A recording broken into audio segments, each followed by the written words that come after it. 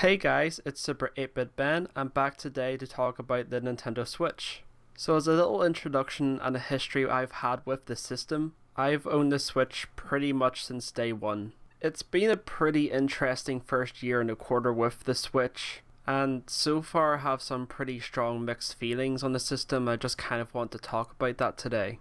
A point that I want to personally bring across is that I've owned all of the previous Nintendo consoles bar the Super Nintendo and the NES, but I do have experience playing with those systems, at least in some form, and I feel like the system quality of the Switch isn't up to par with what Nintendo has made previously.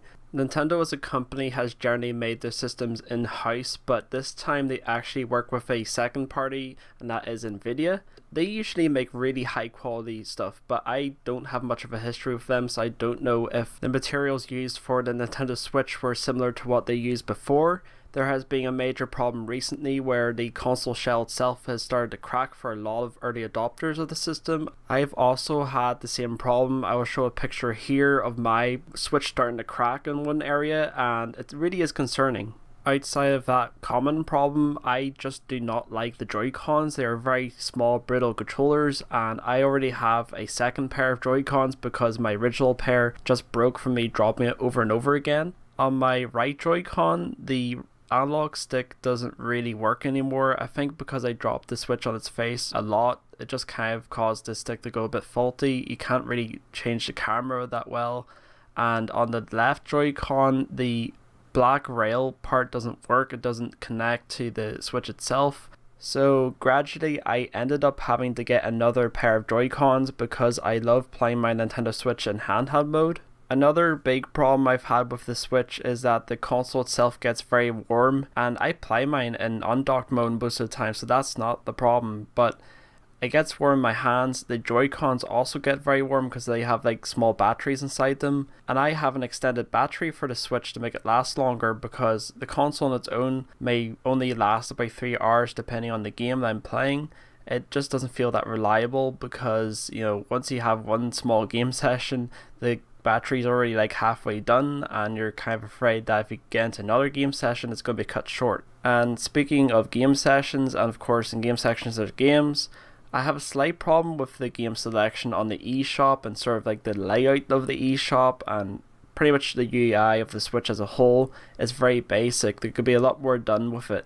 Another problem which really doesn't affect me because I'm not a huge online gamer, but there is of course the Nintendo Switch chat app thing that I haven't really looked into, that can only really be used with Splatoon and maybe a couple of other games. Something like that should be built into the Switch. The Switch should either have a built-in microphone or a microphone that is in your headset that, somewhat works with the game without having a mobile involved. With Nvidia somewhat having experience with PCs and performance and things like that, they should be able to implement a performance option in the system settings. I mean, they've made systems in the past like the Nvidia Shield, which is a game system based on Android technology, and that probably has performance options and things like that. Pretty much what I'm trying to get at here is that Nintendo and Nvidia both have the tools to make the best hybrid system they can. And in my personal opinion, the Switch is a very well polished prototype, but it's not quite fully finished.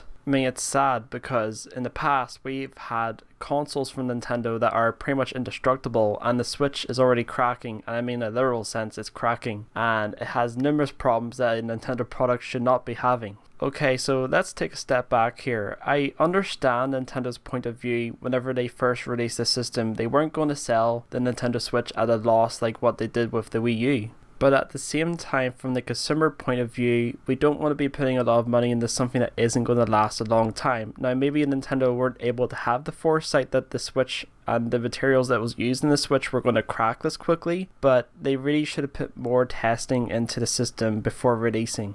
So I pretty much explained everything I want to say about how I feel about the current Switch. Now, I do want to provide a solution. How would I design my own Nintendo Switch 2.0 or the Switch Pro? First of all, I would make this system a little bit bigger so it has more ventilation, also has more space for a bigger battery so that also lasts longer.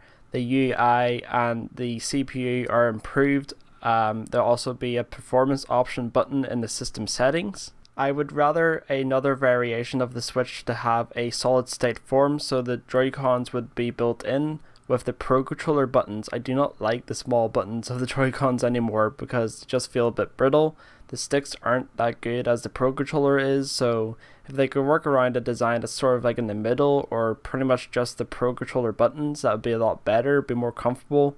A lot of people are expecting Nintendo to make another Switch variation of some sort so that the previous problems could be fixed and so we could actually move on and have a really amazing hybrid. I mean, it's not like the Switch isn't doing well in terms of sales right now, but for the hardcore crowd, we feel like the Switch could be really improved because there's just so many problems with the system outside of the games. There's a psychological side to it, and if the system isn't well built, then it's going to kind of ruin the gaming experience for a lot of people. So far, in terms of like games from Nintendo, I feel a bit underwhelmed because one, we're getting a lot of ports, and two, the new games feel kind of empty, and there's a lot of filler content in my opinion in games like Mario Odyssey and Breath of the Wild, and ARMS has so little content that I barely played that game for what it's worth. Splatoon 2 just feels unoriginal. There's no real draw for me to go back to that game. I feel like I'm paying full price for a game that doesn't have full content, and this is a very common problem with modern games now, but Nintendo is the last place I expect to actually be having that problem. Now, a lot of people don't feel that way, but if you were to actually go back to the games that Nintendo used to make, it had all the content you could want for the price that you paid for. What we saw from this year's E3 was very underwhelming and totally not what we expected from Nintendo. It was mostly just Super Smash Bros. And of course everyone else is complaining about this, but obviously it's a point that needs to be brought up. Nintendo needs to be releasing every other month an amazing game to keep the Switch going at a very brisk pace. It's not like Nintendo can't sort of build a couple of new teams and start working on some amazing games. It's going to take a couple of years, of course, but I'm sure they're already working on some stuff with some new people. It's important to have some fresh new ideas from some new developers that are up and coming so that the Switch builds up a reputation for being a console that is inviting to new developers, and Nintendo should be bringing more people on board if their games do well. I mean, it's not like we're having a major dry period, but it feels like there's very few big games coming out for the Switch, and if there isn't any big ones, they are old ports of AAA games. So yeah guys, I'm going to end the video there. What do you think about the Nintendo Switch so far? Do you own one? Are you thinking about getting one? Are you going to wait a while? I think maybe you should if you don't already own one. The games are still pretty pricey. That is also something else I need to mention. To start up with this console is very pricey.